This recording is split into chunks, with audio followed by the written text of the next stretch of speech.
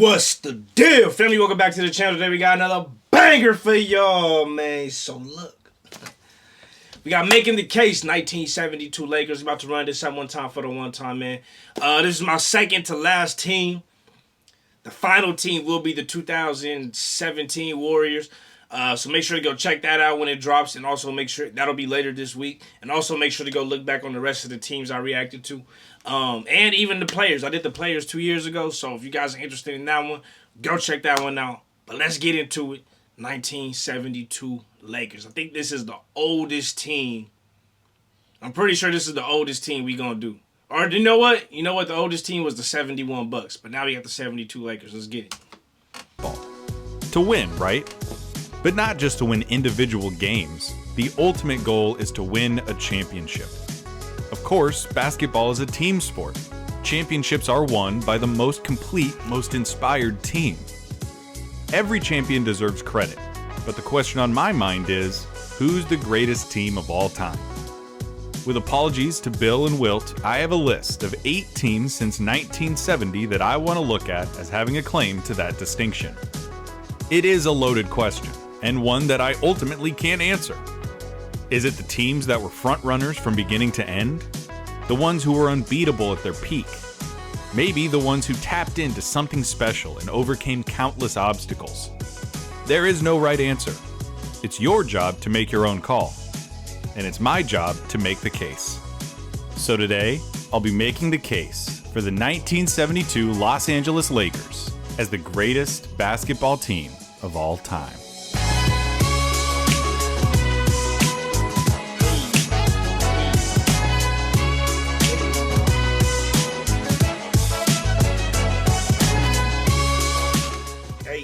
I love that intro. I have 2 questions that are relevant to the 1972 Los Angeles Lakers. What's worse? To be great? To compete and to reach and to dream and to come so close to your dream, only to see it fall away? Or to never have had a chance in the first place? And can fate ever change? For the Lakers, fate was a static entity. It was heartbreak. Between 1958 and 1971, the Lakers appeared in 8 NBA Finals. They lost all 8. To the Celtics. 7 of those losses came at the hands of the Boston Celtics. And 3 of those finals defeats came down to a 7th game, all decided by 3 points or fewer. Damn. The ideas of fate and fortune are already muddy, though. You don't lose 8 finals without making the finals 8 times. That's facts. The Minneapolis Lakers were blessed with Elgin Baylor before the 1958-1959 season. They had just wrapped up a season that would stand as the worst in Laker history for over 55 years. The Lakers weren't winning, no one was coming to the games, and the owner was actively considering pulling the plug on the franchise. Remember, this was back when teams just folded. The Providence Steamrollers, Waterloo Hawks, Indianapolis Olympians. Teams were born, lived, and died real deaths back then. And the Lakers seemed like they were headed for the morgue. The very next year, as a rookie, Elgin Baylor took the Lakers to the finals. In 1960, the Lakers moved to Los Angeles and kept their name, a keepsake of their home state, the land of 10,000 lakes. And Elgin Baylor became the first star athlete in Los Angeles pro sports. There, he reinvented basketball. Alongside Bill Russell, he turned basketball into a vertical sport. Where Russell defied convention and leapt at opposing scorers, Elgin took flight to score, practically inventing the convention of hang time. Along with Bob Cousy, Elgin made basketball entertaining. With his leaping ability and dunks, mid-air acrobatics, pull-up jump shot, and trademark running bank shot, Elgin Baylor created the position of small forward as we know it. Everyone who has come since has been some evolutionary form of him. From LeBron to Pippen to Bird to Dr. J. That line ends at the man they called Mr. Inside.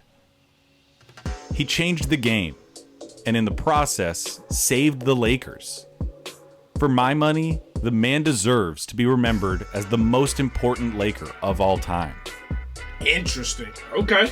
Aside from a new hometown in 1960, the Lakers also acquired a standout prodigy from the University of West Virginia, one Jerry West.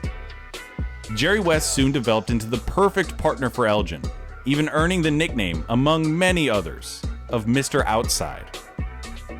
As a player, West was textbook. He was a picture-perfect player. He dribbled perfectly. He shot perfectly. He defended perfectly. His exploits are legendary. Hey, bro is the NBA logo for a reason. He is the logo. Like, when you think about that hit way different. Like, he is literally the logo. Fifth highest scoring average in NBA history, to the highest scoring clip for a single playoff run ever, to becoming the first and still the only player to be named the most valuable player in a finals series while playing on the losing team. West came before his time, perhaps, able to knock down jump shots. He got MVP on a losing team. That's insane, dog. I didn't even know that. I never knew that. Everywhere on the court. With a three-point line, it's tough to say. Maybe some of those losses would have swung another way. He was a famously intense competitor, with a burning fire that rivaled that of even Bill Russell and Oscar Robertson. But unlike so many of his contemporaries, past and present, West's intensity did not come from the desire to vanquish or the need to win. It came from a fear of losing. It was a consequence of his own talent that he should have had such high expectations, and a casualty of fate that he should have had to bear so many losses. He bore those losses with Elgin, through and through, each one etching itself deeper and deeper into the psyche of the team and its stars. Some years, like 62 and 65, stand out as being particularly heartbreaking in a string of gut-wrenching losses. If basketball teams were literary series, the 1960s Lakers would nestle miserably into the pages of a series of unfortunate events. It wasn't that the Lakers weren't good enough. They just could not get the breaks. It's a part of every champion, a certain amount of luck. And the Lakers were forced to come to grips with the fact that they just did not have any. There was another missing ingredient, though. This was still the age of giants, remember, and perimeter players were boons, no doubt. But it was the big man that carried teams to promised lands. On July 8th, 1968, the Lakers sought to change their fortunes. They got a center, and not just any center. They acquired the greatest anomaly in basketball history, perhaps the most dominant individual player who has ever put leather through nylon. The Big Dipper, Wilt Chamberlain. Wilt Chamberlain. Unfortunately, Chamberlain had his own hapless relationship with fate. His reign of excellence just so happened to coincide with that of the greatest winner in team sport history, his friend and adversary, Bill Russell. Bill Russ. Wilt had won just one championship in his career, where Russell had led his Boston Celtics to a trove of them, even an unprecedented run of 8 consecutive championships. As great as Wilt was as a player, he was the foil to Russell's team-centric focus. Wilt impressed with stats. Russell impressed with outcomes. Wilt was the selfish villain. Russell, the altruistic hero. Man, what kind of video was this? Are we trying to make the case for the 72's Lakers? Or are we trying to make a case for the Celtics? What are we doing right now? I'm feeling a type of way right now. I ain't gonna lie. Shouts out to Bill Russell and all them. But come on, dog. Laker fan through and through, dog. Come on, what we doing? Wilt was a loser. Russell was a winner.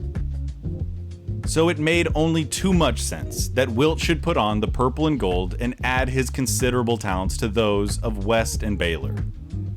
How the Forum did not implode under the weight of the combined misfortune that those 3 players carried remains a mystery. Their first season together happened also to be Russell's last. It culminated in a loss, in the finals, in 7 games, to the Celtics. Again. The next year, in 1970, the Lakers lost to the New York Knicks in the finals in 7 games. And their final game of the 1971 season was a defeat at the hands of the Milwaukee Bucks in the Western Conference Finals in Game 5.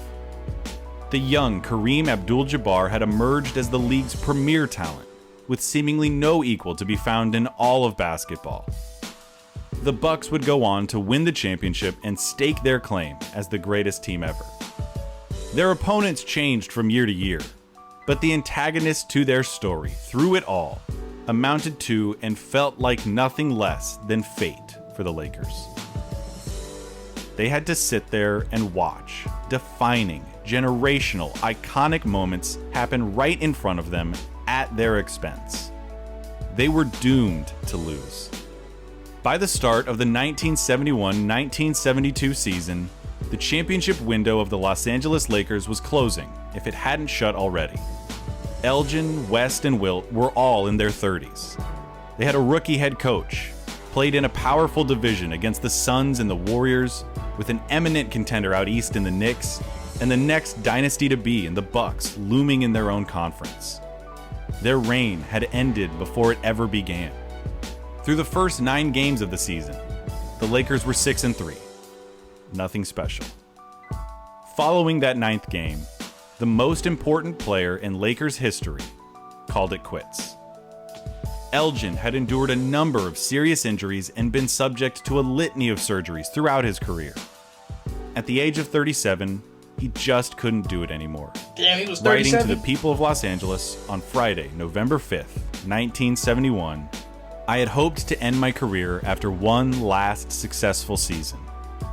Out of fairness to the fans, to the Lakers, and to myself, I have always wanted to perform on the court up to the standards that I have established throughout my career. I do not want to prolong my career at a time when I cannot maintain these standards. Not gonna lie, I respect that. I respect that a lot. To understand what it is, what's going on, and how maybe, you leaving might end up helping the Lakers. On the other end, maybe you should have stayed, dog. You know what I mean? But anyways, let's continue, dog. This video is depressing, bro. Come on, let's go. The Lakers took to the court that Friday evening and won for their missing comrade. They won the next game they played too, and the one after that. In fact, the Los Angeles Lakers would not lose a game for over 2 months. Oh, let's go! That's what I'm talking about. During that winning streak, the Lakers became the team that they were always meant to be. Led by West and Wilt, they received historic contributions up and down the roster. Gail Goodrich partnered with West to form one of the Pat Riley? We had Pat Riley on that team? That's crazy. Down the roster. Gail Goodrich partnered with West to form one of the vaunted backcourts in hoops history. Elgin was replaced by Jim McMillan, a precision shooter with an arsenal built around feints and fakes that freed up space for him to release his pinpoint perfect shot. Happy Hairston complimented Wilt in the front court, a veteran of the league who sacrificed what had been a steady diet of shots to focus on his excellent abilities as a rebounder. Flynn Robinson and Pat Riley, yeah, that Pat Riley, were a pair of sharp shooting stars off the bench, and John Trapp and Leroy Ellis brought extra sides to the squad as reserves. Helming the team was Bill Sharman, an innovative coach in every sense of the word. He was a firm believer in calisthenics, repetition, conditioning, and an eye for detail. So great was his commitment to getting it right that it was said that the Lakers practiced more than any other team in pro sports.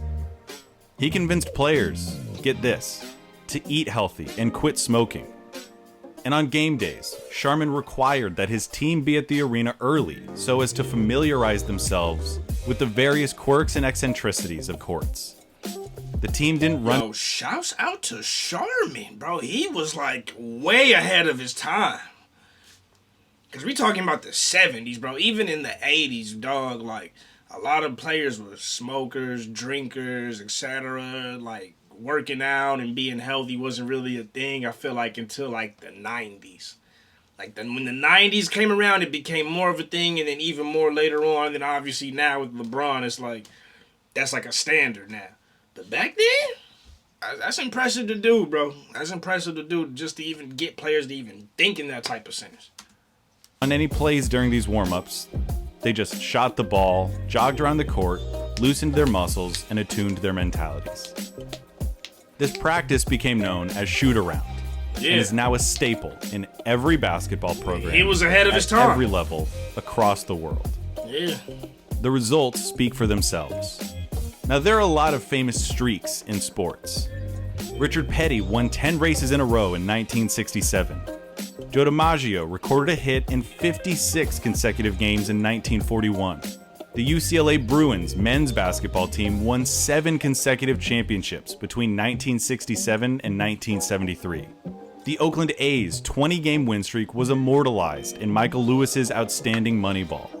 But if there is one streak that deserves the demonstrative title as the streak, it is the 1972 Lakers win streak. Those Lakers won 33 games in a row. Damn! It remains the longest win streak in Major League American pro sports history. In those 33 games, the Lakers began exercising their demons. They exacted revenge. I think the Warriors might have beat that, but if they didn't, I think they got either 31. I think they got 31, and then they lost or whatever, but they almost beat it, though, if I can remember right. The 17 Warriors. And righted wrongs that they had borne for over a decade. Although West had entered a new phase of his career and was far removed from setting scoring records for playoff runs, the man was still every bit of the perfectionist. Still delivered the most complete package of any player in the league.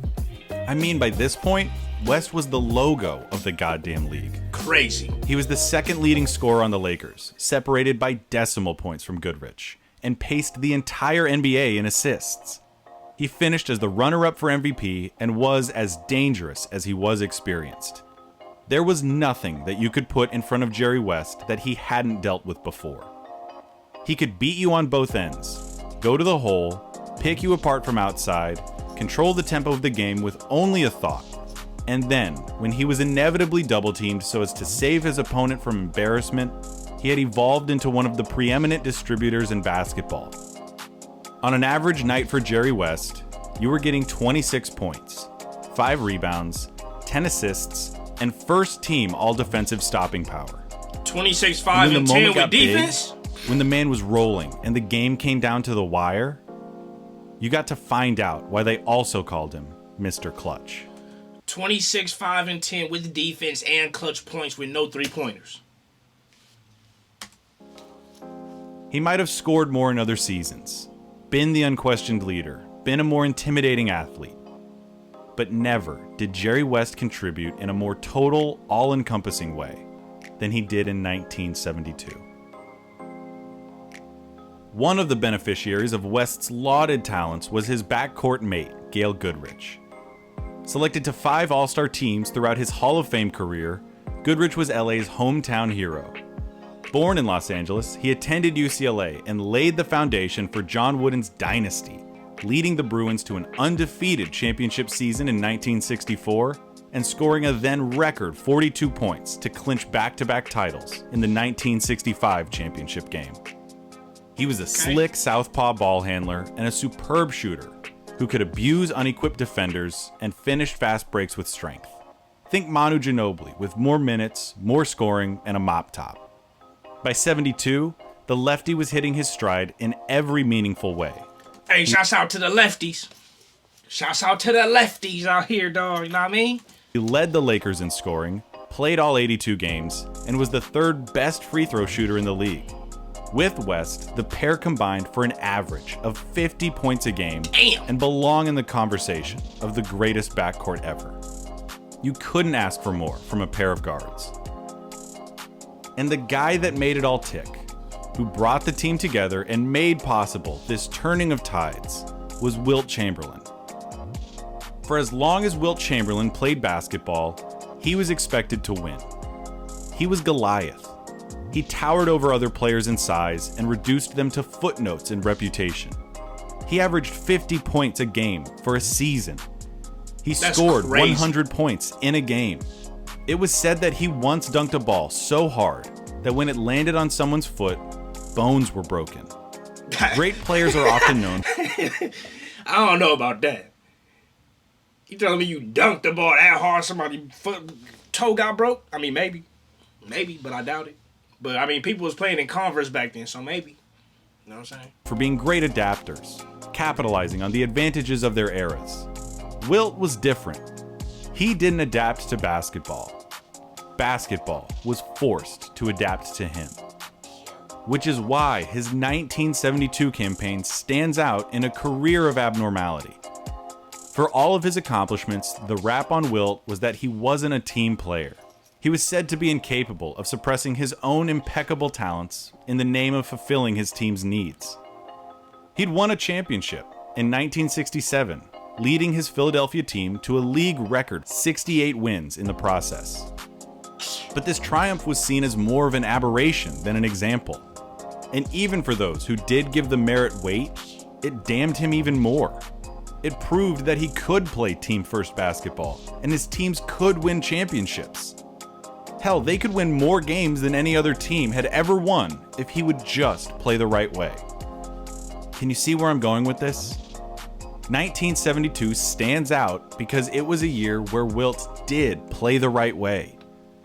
The Dipper focused solely on defending, rebounding, converting high-percentage shots, and starting fast breaks. If that sounds like a familiar strategy, it's because it's exactly what Bill Russell did during his 13-year reign. It's funny to look at Wilt's numbers this year, because it might lead you to remark at how unremarkable they are. For him, at least. Impact, though. The man who'd once averaged 50 points a night was now chalking up an average of 14 a game. It makes you think that he must have lost a step. But he hadn't. He wasn't any less of a monster. He was making sacrifices in the name of winning basketball. He had 2 30-30 games that season, led the league in boards, was third in minutes played, and put up 24 points, 29 rebounds, 8 blocks, and 8 assists in Game 5 of the finals. This was before the Defensive Player of the Year award was introduced, but Wilt was arguably the best defender in the league, leading it in defensive win shares and making first team all-defense. His relationship with Sharman was one of the best Wilt ever had with a coach. Especially surprising, considering Sharman wore green and white during his playing days as a Boston Celtic. Interesting. West might well have been the most Alright, I'm about to reset real quick, and then we're going to finish off the rest of this. valuable player in the league. But Wilt Chamberlain was the most valuable player on the Los Angeles Lakers. This season was different, and the Lakers knew it. It was palpable. You could feel it. Even West, the long-tortured soul who possessed a misery that was itself nearly artful, described the process of playing basketball in the 72 Lakers as a pleasure. This comes from a man whose autobiography is titled West by West, My Charmed, Tormented Life. The records didn't stop at the winning streak. By the end of the regular season, the Lakers had won 69 games. Damn. The most an NBA team had ever won, and a record that would stand for over 2 decades. Damn. I didn't get There may not to the have been Bulls. a more well-rounded basketball team. Ever. The 72 Lakers led the league in points, assists, and rebounds.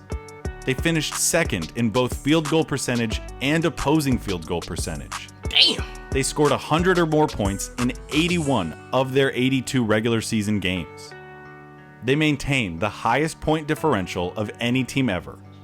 And with 2 first-team defenders, it's no wonder they ended up with the second best defensive rating in the league.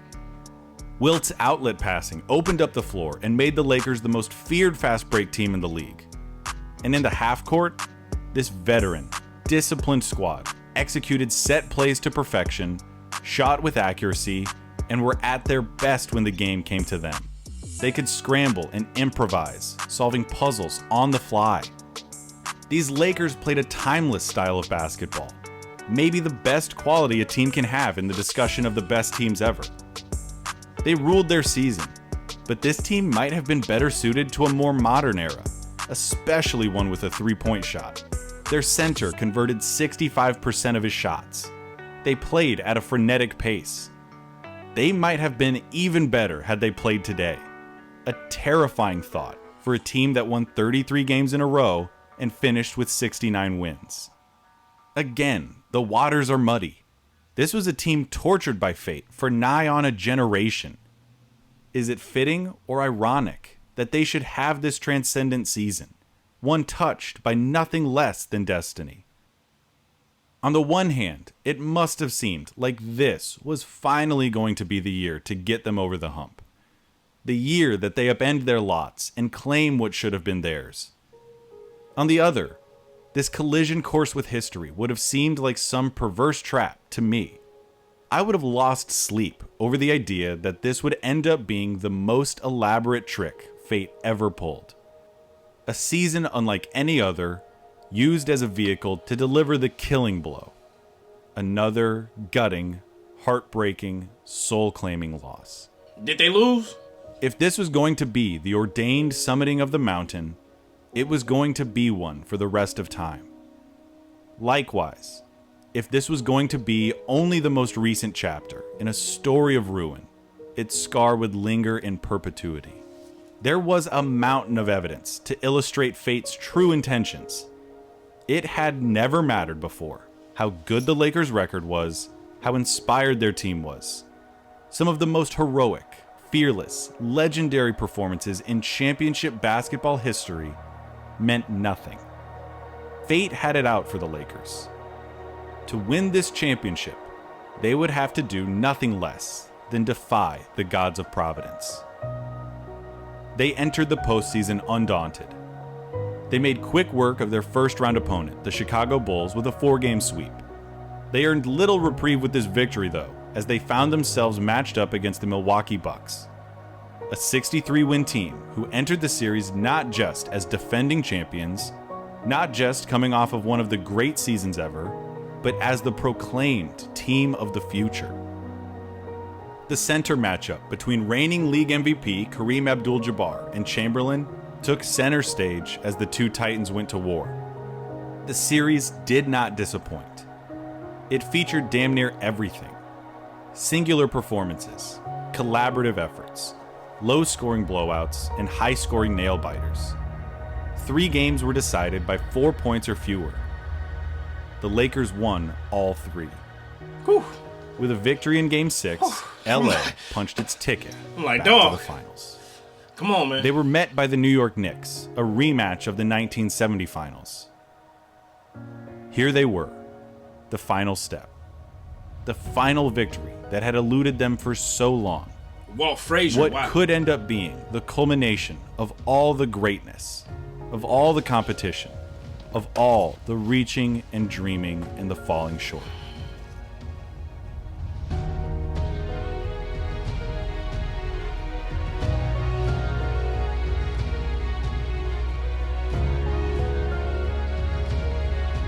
Did we get the dub?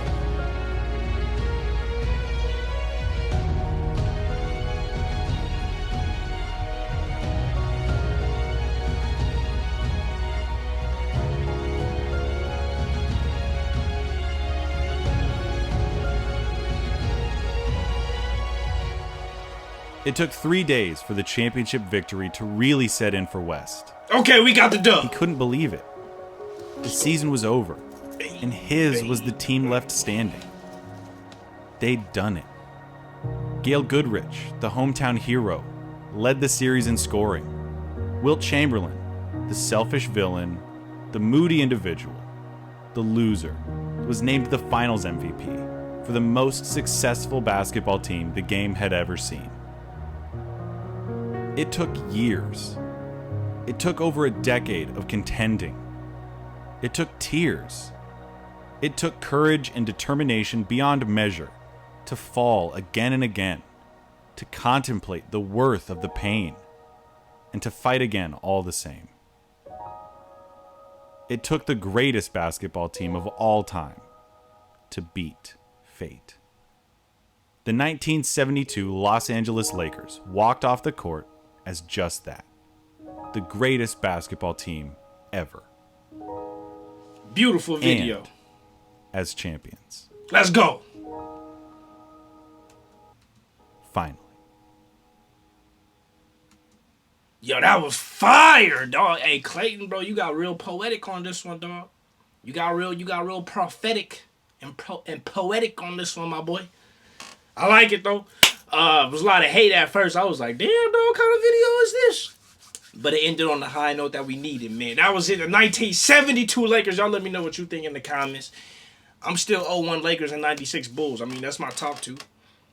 0-1 Lakers, that's me being, opinion based. It's a bias for the 0-1 Lakers.